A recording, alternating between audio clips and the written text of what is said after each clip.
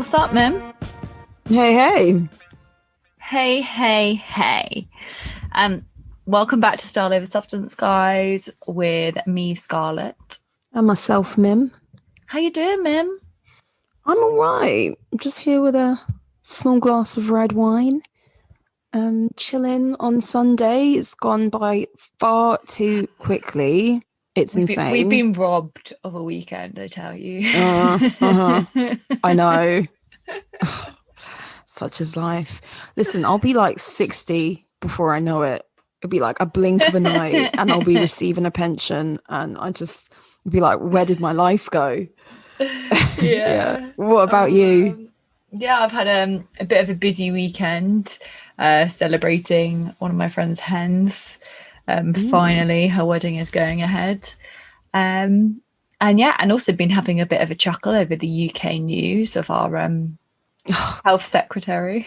I know, it's been like, if anything, politics aside, but the British, we revel in a bit of like nonsense gossip. Oh my God, we love it. I think it captured our attention so much because at the very heart of it, it was like a chance to slaughter him in the most comical way possible. Yes. Yeah, like the internet has done its finest work. Yeah, exactly. But what is your fashion story this week? So my fashion story is Rosie Huntington Whiteley. Quite simply, the goddess that she is. Divine. Yeah. She's not really on our radar that much, but I follow her on Instagram. And you know how that girl has so much designer stuff. Yeah. So like low key, you wouldn't expect it. I think this is the thing. She's not on like our radar. So I think people forget that she's like a top model.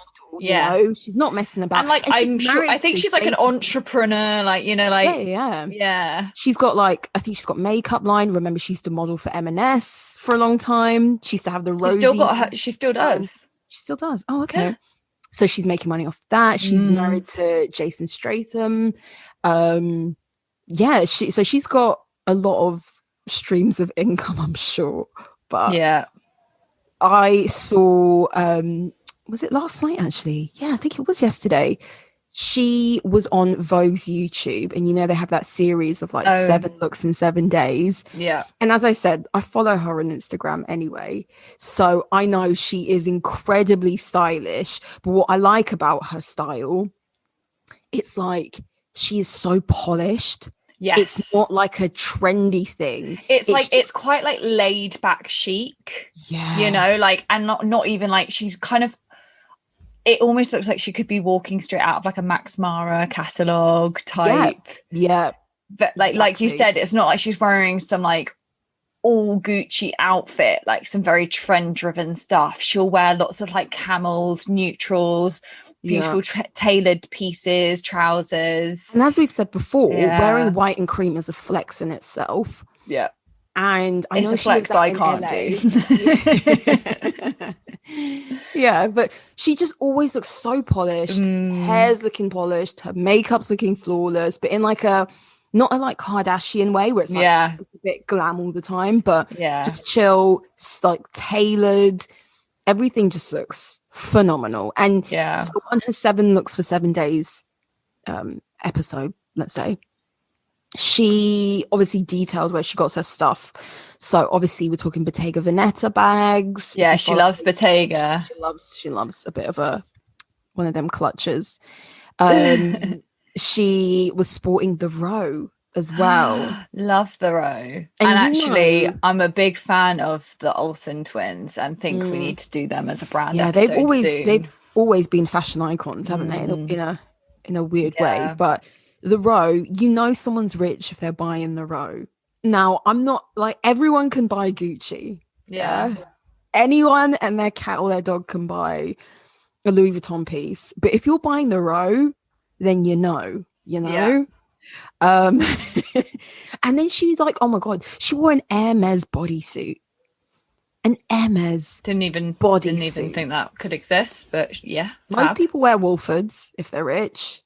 But again, it's like it's an understated flex every day with her. Yeah.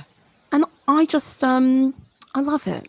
So that was my experience. Go and check out that series. Yeah, we'll try and post the looks or something. Yeah. She's actually, I think she's a really great like fashion icon, because actually, like you said, that comparison to the Kardashians, who like, don't get me wrong, there's a time and a place for that, like for everybody if that's what they want, like, but realistically, full glam is not something people can walk around with every day. So you're right, like her makeup looks tend to be, you know, like she's got nice eyebrows as it is, she's probably got a flick of mascara on, potentially a wash of color on her eyes, you know, a bit of like rouge on the cheek and like a lip tint, you know, or like a nice lip color. She's pretty low maintenance probably with her makeup, or it's made to look like that. Whether it takes more time, who knows. I think she does take a lot of care of herself. I'm sure her skincare. Yeah, I think she does.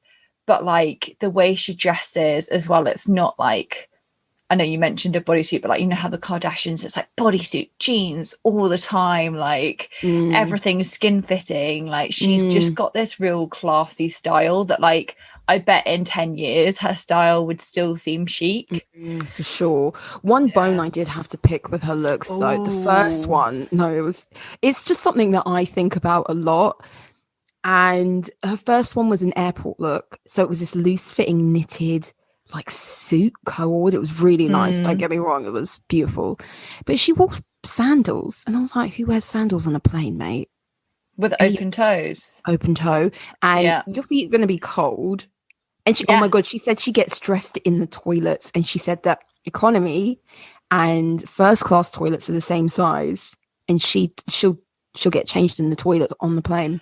I don't even have space to go to the toilet in a plane. Yeah, I know. Like, my elbows are bashing the door. Like, well, you know, let's be honest, she's not on a regular plane. She's like Clark Kent, you know, when he goes into the like telephone box and like, man alive. So, what is your fashion story? So I sort of have two, or like one and a half. So following on from our wedding episode, I was just going to say that it seems like Kensington Palace now has like a fashion exhibition on with Princess Di's wedding dress. So I really want to go. We should actually go to check it out, because like I think it's complete with like you know how long her dress was. Like, I think that'd be like amazing to see. Okay, try and get tickets. I'll come. Yeah. So yeah, I thought following on from that, just to let people know that that's the thing. But with Love Island on the horizon, and when you guys are listening to it, it has started. I think we're really gonna see, like, we mentioned it maybe a month or so ago about like the trends that we're gonna see this summer. And you were talking a lot about like the crisscross bikinis, but I really think swimwear's having a moment. I think like I just think that a simple swimsuit doesn't cut it anymore, as in like a simple bikini, like, you know, of course, like you want to have a rocking body, but there's just now there's always something, whether it's that crisscross over, the fact that it looks like it's being worn upside down. I just think people are accessorizing and really thinking about their swimwear more than normal. Like, I just feel like there's a real moment at them, like at this current time. I don't know if it's because we haven't been away for so long that now like swimwear's having a thing. But like before, it would just kind of be like, you kind of just wanted something that you didn't get tan lines or anything like that. But now people are just like, I want to look good, so I don't care how that. Well, I don't know what it is. I think for me, I've noticed that swimwear has been quite a big thing for a little while. I think that if you're... This is not my personal opinion, but just from what I've seen, it's like you either have this incredible body that you can wear a really simple bikini and it looks incredible on you because your body does all the talking.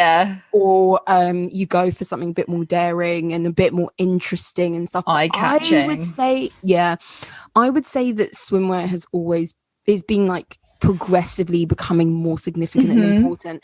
I think what maybe has changed is because like we see a lot of DIY fashion in things like TikTok, especially because a lot of things kind of come from that social media. I think that people are getting more creative, more keen for having a holiday look, because we all know you wear stuff on holiday that you don't wear at home. And maybe it's that. I don't know. But yeah, I'm excited to see if that's gonna like transpire on Love Island, because it tends to be quite, I don't mean this rudely, quite a basic like fashion moment on Love Island. It's sponsored by like, you know, like it's boohoo.com's favorite time of the year. I saw it like, first. Yeah, it's all that stuff where like it's all those sorts of looks. But I'm sort of really hoping that we might have just some more sort of like interesting sort of summer looks going on, and a bit more, like you said, of that like TikTok like DIY fashion, just like some real like like, you know, everyone's got the same outfit off pretty little thing. I agree. I think that at the very least, what I think that show lacks in terms of fashion is obviously individuality, because everyone looks the same, but no one accessorizes. No one is out here with some great jewelry, some great earrings, some like impressive accessories. And I think if you're going to be in a bikini all day, I want to see a caftan moment. I want to see like jewelry. I want to see headscarves. I want to see like, I don't know, but no one does that. And or even just a killer sun hat. I mean, they're probably like, there's probably rules with that on like being able to see their faces most of the day or whatever it is. But what about the shoes? Everyone just wears those clear heels. Those clear heels make me ill. It'd be more of the same. I don't know. I can't. Yeah, I'm sort of really hoping we deviate from that. I feel like, you know, I'm hoping that we sort of see the Instagram stuff we're seeing on there, but we'll just have to wait and see. We should like use our platform to petition for us to be stylists on the show, so we can style them. I think we do a great job. Maybe we can like, I don't know. Are you gonna watch it? Yeah, definitely. Okay. Well, we can keep our We can have a segment. Our avid listeners, we could have a Love Island segment, a little moment of what we think, how basic is the basic bitch. Yes. Oh, and we could rank each week on levels of fashion. Yes, our top fashion moments. Oh, this is fantastic. Yes. Look, I'm already excited, guys. I don't even care if you don't want to hear it. Well, the first week, we're obviously not going to have this segment because by the time this episode is out. Yeah. I know, but it's only 2 days. It's only 2 days in. I think that's fair. Yeah. But for the second week, we would have recapped the first one. So, yeah. Fantastic.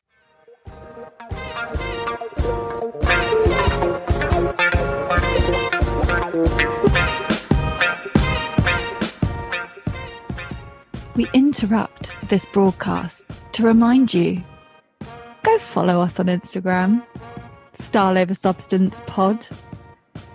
Shoot us an email, styleoversubstancepeak@gmail.com. Find us on YouTube, find us on Twitter. We've got all the links on our Instagram. You know what to do.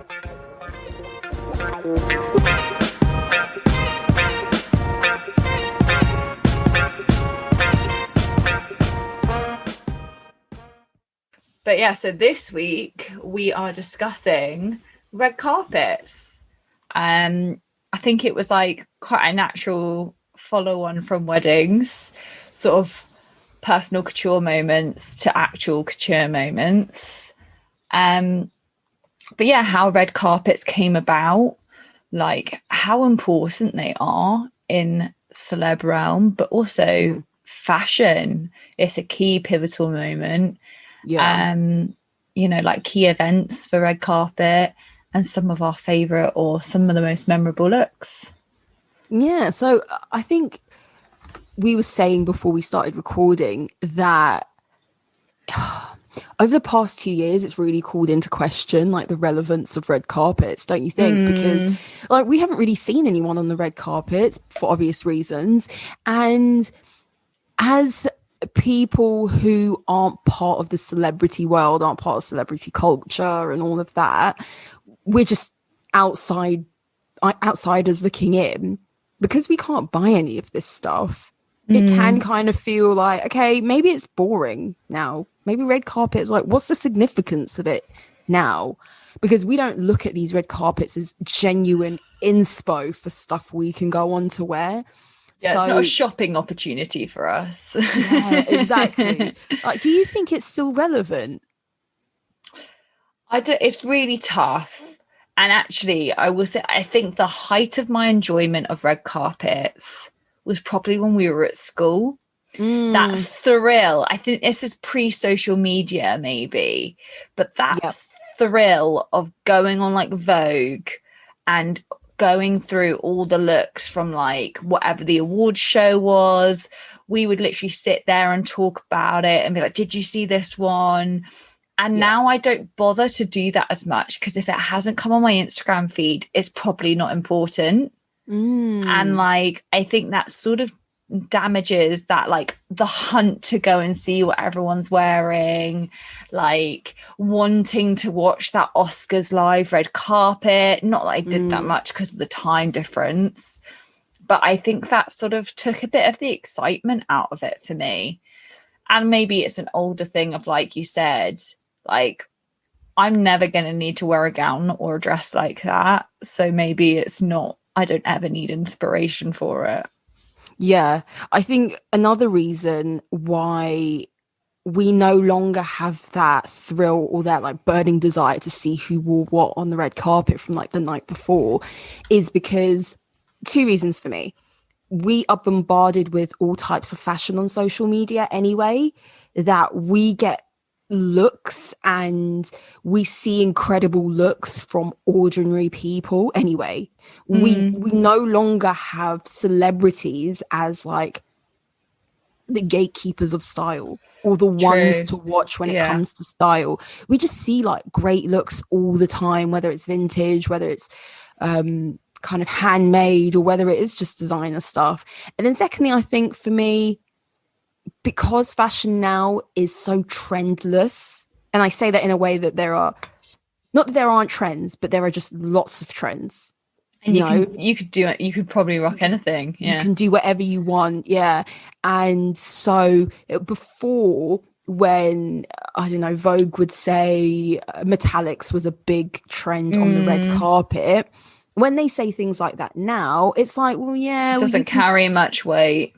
It doesn't, because you can kind of make a trend out of everything. Yeah. So yeah, I agree with you in that sense. Yeah, I mean, don't get me wrong, I still enjoy seeing it. I will say the sort of the glimpses we've had of like different events where they've managed to have some form of a red carpet. I can't think of the most recent one where there were a few looks. Was it for it wasn't for the Academy Awards, or like the it wasn't Oscars. It must have been the BAFTAs or something a bit like that. When they had a few looks. When just more like, I think there were multiple places. I think there's like a red carpet in London, a red carpet in like LA. Oh. And that's when like the last one I can really recall is when Margot Robbie wore that like really simple Chanel dress. And we posted some pictures. This was like a few months back. But like there hasn't really been any like exciting red carpet moments as such, like since the pandemic, for obvious reasons. And like you said, like I don't know if that's just sort of helped us realize that it's not as necessary as maybe we thought it was to look forward to these looks and stuff.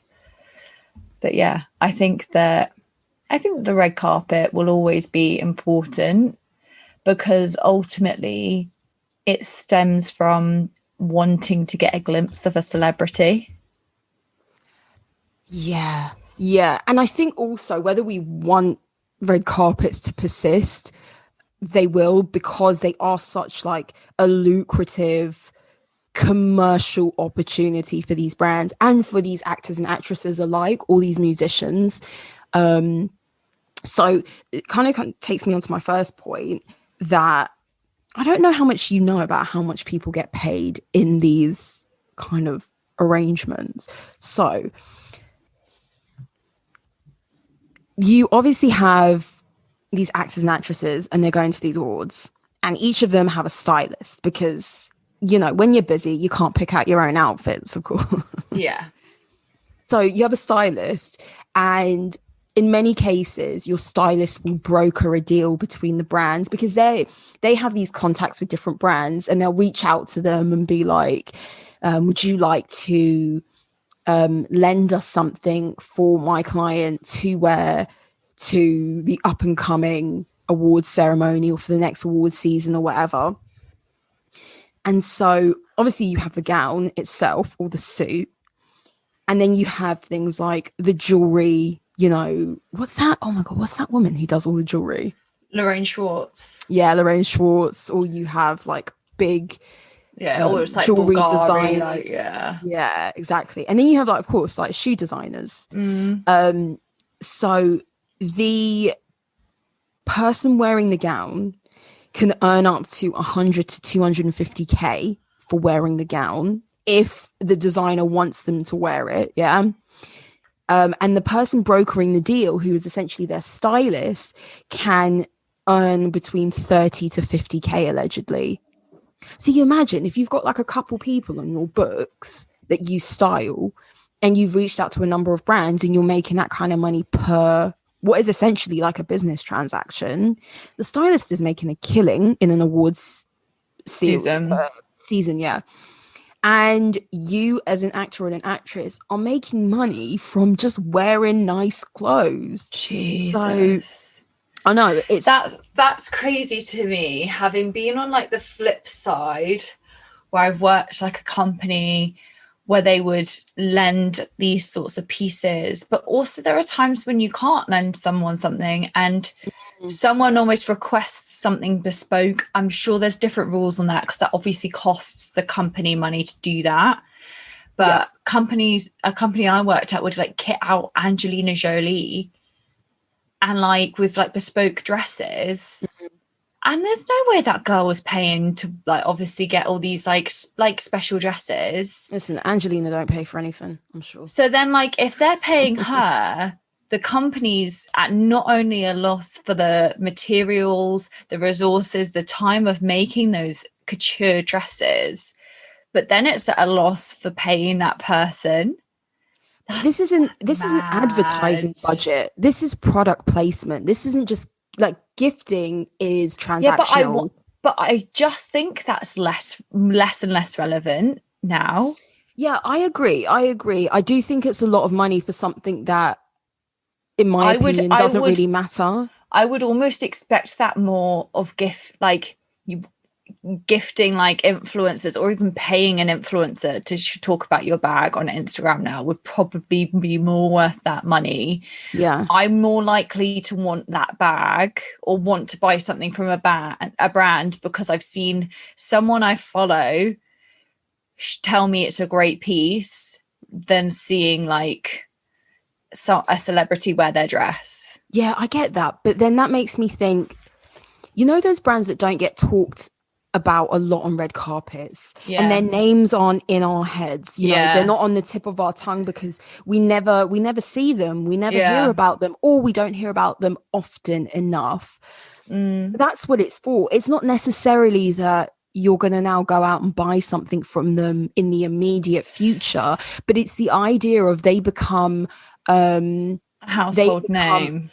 Exactly, they become a household name, and one day, you know, you might buy a Judith Lieber bag because I've heard Kris Jenner talk about it. I've seen her on the red carpet with it. I've seen all these celebrities with it. I don't know who Judith Lieber is, but because I've just had so much exposure, I now recognize her brand as something that is worth spending that amount of money on.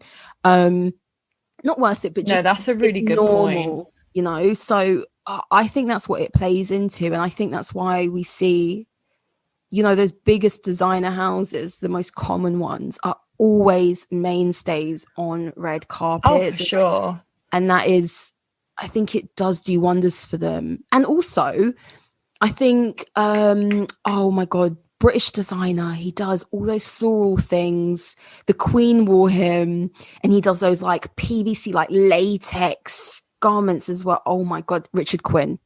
Oh. So I remember Richard Quinn, I think Kendall Jenner wore one of his dresses at the Met Gala. And first time I'd seen his stuff in real life, quote unquote, real life, like on a person. Yeah. And I was like, wow, that looks amazing. And now I like follow him on Instagram and I think his stuff is cool.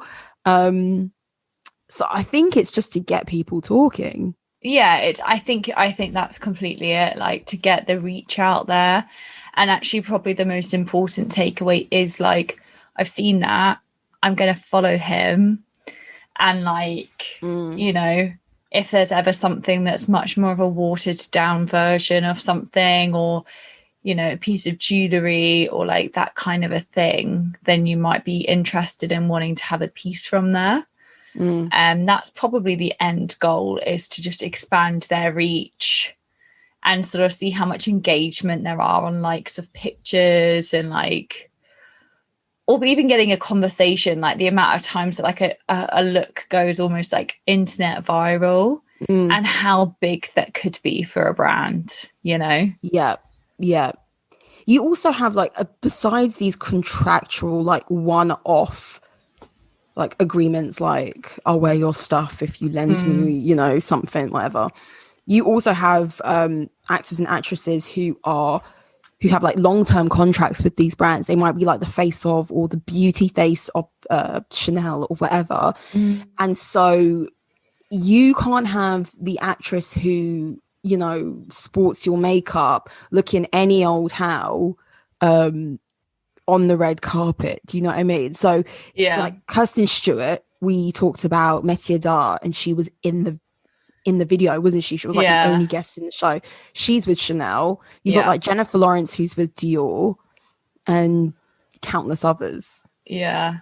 No, it's true. And actually, Dior like pinned Jennifer Lawrence at the time when her career was like at its highest. I think it was like, you know, when she won her Oscar, she was wearing Dior, and then she got nominated the next year, and obviously was still like, it was still Dior. That's a huge moment for a like that. It's that Oscar, because obviously you have those Oscar winning dresses that like get, you know, that get pictured, and like it's just a really big moment, like to land that probably as a company too, to have dressed the Oscar winner must be another like notoriety in itself.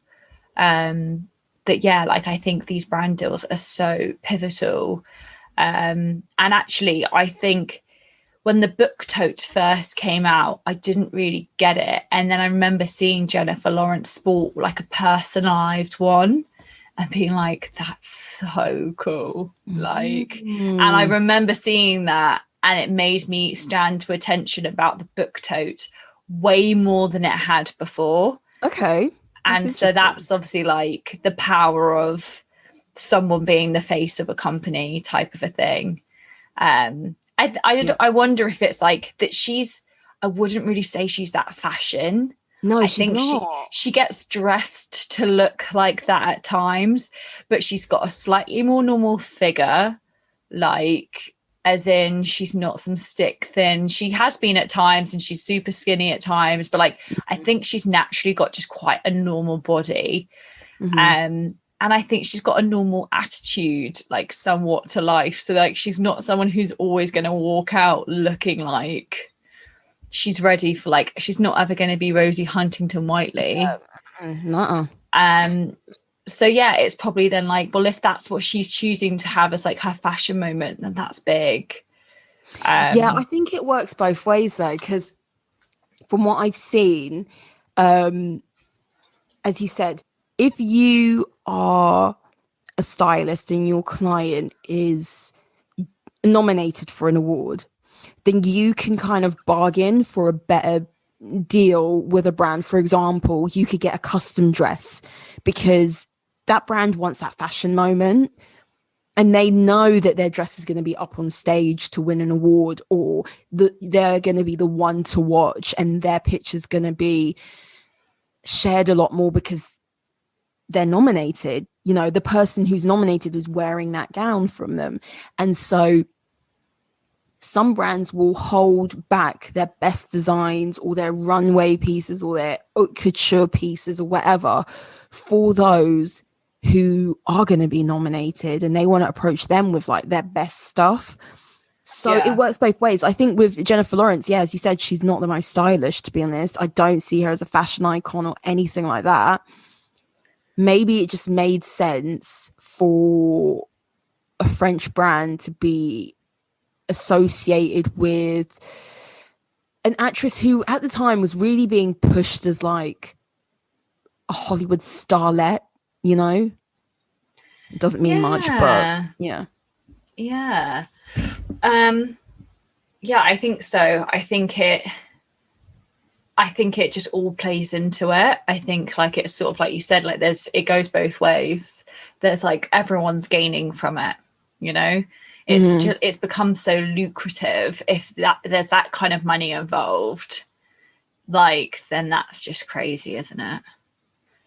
Yeah, exactly. I mean, you can also just kind of wear a brand because your pal is the creative director and you're like, yeah, mate, I want to support you. I'm going to wear your stuff. I mean, don't get me wrong. There's still a lot of money involved, but you pick that designer above the others because of that personal relationship. So that also happened. Like when you see Harry Styles and Gucci all the time, it's them and Gucci. Alessandro and Harry forever. I feel like Gucci's really like created some long-lasting relationships in popular culture, like with Billie Eilish too, and like Harry Styles, like he's just Mr. Gucci at this point. But I thought I'd maybe take it back to the origin of where red carpets came from, so we sort of understand a bit more about it. So originally the red carpet was more of just like a regal thing we would see, like rolling out the red carpet was associated with royalty because red, most expensive color to make, red dye, all of that kind of a thing. And so the first sort of like moments of this sort of red carpet treatment happened at New York Central Railway, where as people boarded the train, they would have a red carpet to board the train with so that they wouldn't have to be walking on the train platform as such. Oh, I love it. What year was that? Do you know? 1902. Ooh, imagine that at Paddington. I know. And so then when it came to cinema and the red carpet as we now know it being synonymous with basically a premiere or like a fashion moment, it was in the 1920s when it became synonymous with Hollywood, and in 1922 was the first film to have a red carpet as at the premiere for Robin Hood in front of the Egyptian Theatre. And then ever since then, it was the place that you would glimpse stars like Clark Gable, Grace Kelly, and it was sort of not until the 60s when it was introduced at the Oscars. And then a few years later, the broadcasters realised that there was an opportunity to film outside the venue, showing the guests arriving. And that basically ensued that there was like the fashion was just like as important, wanting to see everybody arrive, how they looked on the red carpet. And I guess it's sort of been ever since then we've had those famous fashion moments because the red carpet has been like so well looked at, whether it's like Barbara Streisand, like Elizabeth Taylor and Richard Burton famously had like an argument play out on the red carpet at the Oscars. And it's all of this kind of a thing of like, it gives us a glimpse, especially pre-social media, pre-internet world, that was your only glimpse into famous people. And we know, like, point. We like back then there were fewer famous people, but they were big stars. Like, if you were famous, you were a mega star. And so to get a glimpse into the life of, like, I don't know, like a Grace Kelly or Audrey Hepburn would have just been sublime. Yeah, that's true. Because when you were like saying some of that, I was thinking to myself, when you really boil it down, it's a very weird thing to be interested in. It's like filming someone as they enter a club and then, like, stopping them on the way and being like, how do you feel your night's gonna go? Like, it's weird. It's like someone just getting out of a taxi essentially and walking a few meters to the front of the club or the front of the cinema, quite literally. It's a weird concept, but yeah, as you said, you're so right. If this is the only glimpse into celebrity that people had for decades, then I can completely understand how it became so intense. And then obviously when it got documented, there was probably way more incentive for designers to be showcasing their looks. And so now, like, in current world, the Oscars red carpet is 16,000 square feet. It takes 2 days to install. That's a bit wild. Like, that is what it's become to be. It is just like, and one of the biggest fashion, like, frenzies of the year. And that is how important, like, the red carpet has come to be. I mean, even just think of, like, the Met Gala. That moment isn't just like that few feet that they walk in. That is like a staircase. It is like it is one of the biggest red carpet moments, because there's just so much time to show off what you're wearing. You almost want your dress to work it on the stairs. Like, think there's of that, a whole like, theater around it. That Rihanna moment of her standing on the stairs, her omelette dress, like, you know, on the floor looking like regal. That was Billy Porter, who came in, like, carried by like 6 men. Yeah. Like, it's phenomenal what it's become. So yeah, the Met Gala, as we started talking about it, it really is the most, I think, in recent years has superseded the Oscars in terms of importance when it comes to red carpet. It's like where everyone gets to go a bit wild. It's a real display of fashion. It's supposed to be a real testament to fashion and how outlandish it can be, or push the bounds of creativity. And for those who don't know, the Met Gala is essentially a fundraising benefit for the Metropolitan Museum of Art in New York City. And this event essentially kicks off the opening of the Costume Institute's fashion exhibition. So every year the Costume Institute has a new exhibition surrounding a different theme. So I think this year it was like American fashion. The year before that it was queer. The year before that, something else, I can't remember. Was it something to do with like sin or? Oh, like the 7 deadly sins. Yeah, like that. It was something sort of religious because of the Pope sort of outfit that Rihanna wore. And then we had like Joan of Arc with the so every year it's like a completely different theme, and it's a fundraising benefit. The tables you have to pay for is like tens to hundreds of thousands of dollars, and so it really is about the elites of New York, but like the socialites of New York. York. You said with other fashion things, there are now like fashion houses that invite people.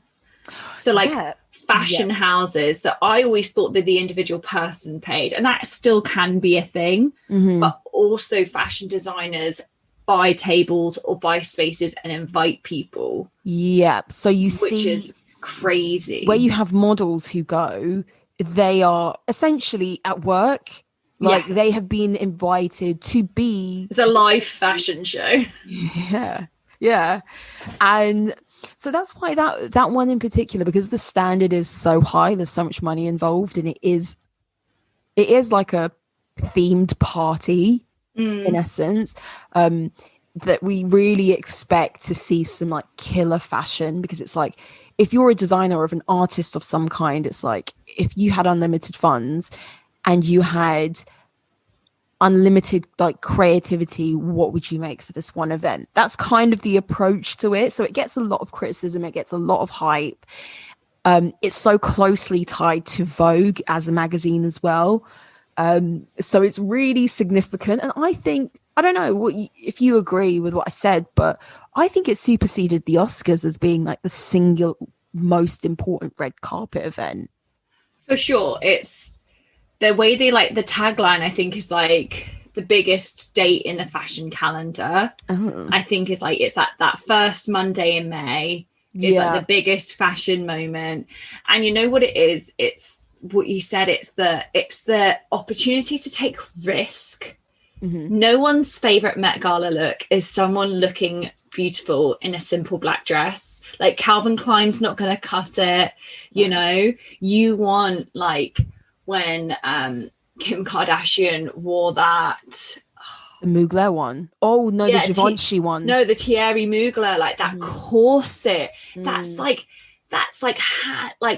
incredible. She like was unable probably to breathe for the night. You want to see that Beyonce latex moment. You want to see that Rihanna wearing a Pope's headpiece. You want to see that stuff.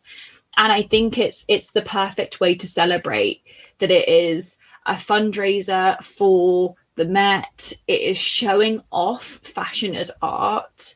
And like, of course it is art. Like we go to museums and we go to galleries and we look at these pieces in like behind glass. And I think it's such a fun way of showcasing these fashion houses, like opportunities and their skills, you know, like clothes are actually quite boring a lot of the time. Like the way I dress is not like mental, so it's their way of showing you the newest techniques they've learned, how skilled like their workers are. I just think it's so much fun to see.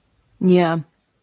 And like down to makeup artists and the makeup look, like it's just, I don't know, I think it's a celebration of just like all things creative. So yeah, it's for me, it's for sure. It like, I think it's only in recent years for me. It's probably in like definitely. The last like between 5 to 10 years, it's really taken over, because I probably didn't know much about it before. I think I didn't have it on my radar at all for before the last 4 years. I think you probably had to be in the know about New York life and stuff like that. Very Real Housewives of New York City. Bethany Frankel. Love it. But definitely, I think on the flip side of red carpets is when you also have brands that are gifting these dresses, gowns, suits, whatever, and they're coming in sample sizes essentially. It does mean that those who are slightly bigger, average size, not a model size, finding a brand that will sponsor you or lend you something or create something bespoke for you is harder to find. I think in recent years, brands have become cognizant of that, simply by just being outed by other actors and actresses, that they've got better with like size inclusivity. But literally how it was is like, we make this dress in a UK size 6 or a UK size 8. And if you don't fit in it, we don't really want you to represent our brand, or we can't be bothered. Tough. We can't be bothered to tweak it for you. Yeah. And that's a really like volatile way of doing things, because that's just, you can't have that attitude of, this is the size of the dress, you either fit on it or you don't. you know. And I think there's been lots of people who were a bit on the curvier side of the industry, and they sort of talk about the hardship they found of being dressed. So like there's quite a lot of snobbery in the fashion industry. We should probably talk about this more in depth at a later point, of like the snobbery where designers don't necessarily want to dress you if you're bigger than a size 0 or the sample size. And also I think Kim Kardashian had a really hard time being dressed by designers in the early days of her like trying to transition into the fashion game, because no one respected her. No one wanted her associated with her brand, like their brand and her brand of sex tape, like trashy sort of like family vibes. And so I think there's a real snobbery in the fashion industry. So to be like, to land a Dior dress or like Versace on the runway and is probably like harder than we realize, you know. Yeah, definitely. There's definitely this hierarchy of those who can have access to that sort of thing and those who can't. Definitely. But I've got a question for you. What brand, if you could choose any, would be your go-to red carpet brand? It's got to be Elie Saab. It's really? got to be. So you're getting married in Elie Saab. You're dying in married in Elie Saab. You know what I think it is? It was the Oscars after the Black Swan. And this was like, I was obsessed with Elie Saab at this point. And Mila Kunis wore this like lilac embroidered dress by them. And I was just like, that's just me. That's lovely. But yeah, maybe something like that. You know what? I'm always going to want to wear Chanel. But I will say I prefer their more pared back red carpet looks Chanel. I think they don't necessarily do like daring as well. No. Or I'd go a bit like Vivienne Westwood.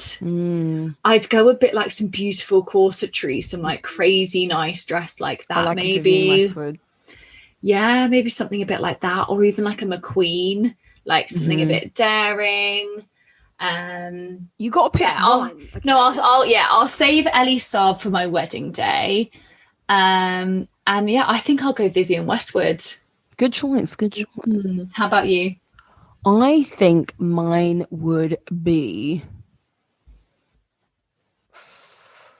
Oh, I really should have prepped an answer for this. I think my red carpet would be a Versace. Oh, I can see that. I can see that.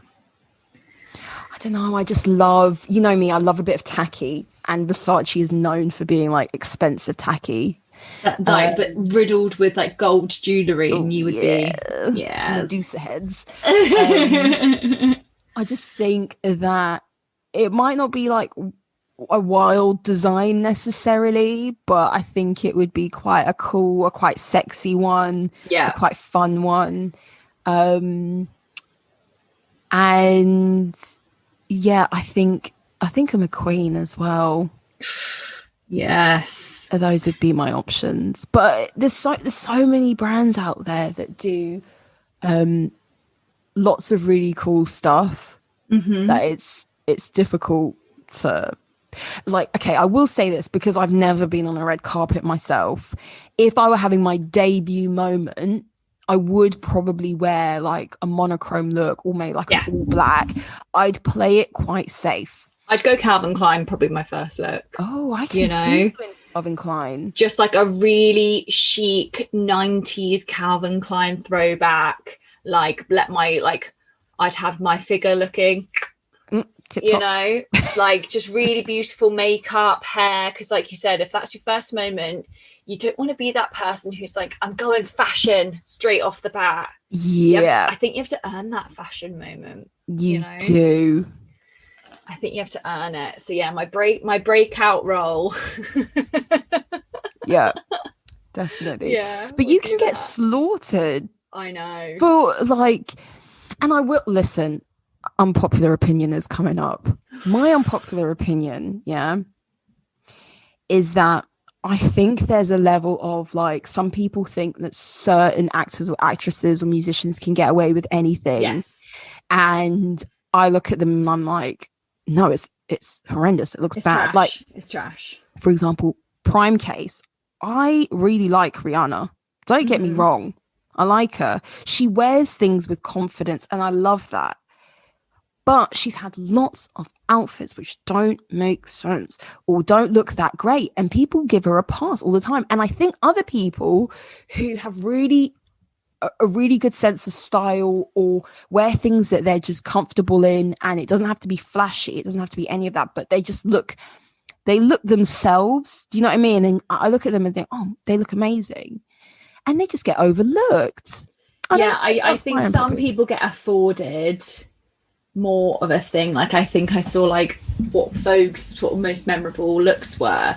And I think there was something from like Cardi B. And I was like, I'm telling you now, if the likes of like an Elle Fanning wore that on the red carpet, everyone would be like, what is this clown doing? And I know that there's also a confidence and there's a personality that has to go with these things. But like, I do think we have to like remember, like you said, that like, I don't know, I think you can't just afford some people like, oh, but she's just, you know, that's just her. Yeah. I think there has to be sort of, you know, but some people, are unfairly judged. I bet like a J-Lo, somebody who will also like always just be told she's got a great red carpet look, even though she tries to do that same Versace dress in just different iterations. I was going to say, she is all body. Yeah. She's all body. Like, it's more about like, oh, beautiful dress, but look at those abs. Yeah. Yeah, that's true. So what is this week's poll? What is this week's poll? Maybe your question. Yeah. Who would you want to wear for your first red carpet moment? If you could choose any, what would it be? Huh. Yeah. I think that'd be quite tempting. Because also, a red carpet moment, like, I don't think I would want necessarily Vivienne Westwood ready to wear. You know, there's a different, like, you want to wear different things on a red carpet than you might like be aspiring to, like that. Yeah, so I reckon there might be some fun answers. Definitely. Yeah. So that's gonna be our poll this week. Whoop. Thanks, guys, for listening to another episode of Style Over Substance. We're gonna have our polls out. We're gonna have our pictures of dear Queen Rosie the First on our Instagram. And be sure to send us your suggestions for upcoming episodes and, of course, to answer our polls. But yeah, thanks for listening. I've been Mim. And I've been Scarlett. See you next week, guys. Bye.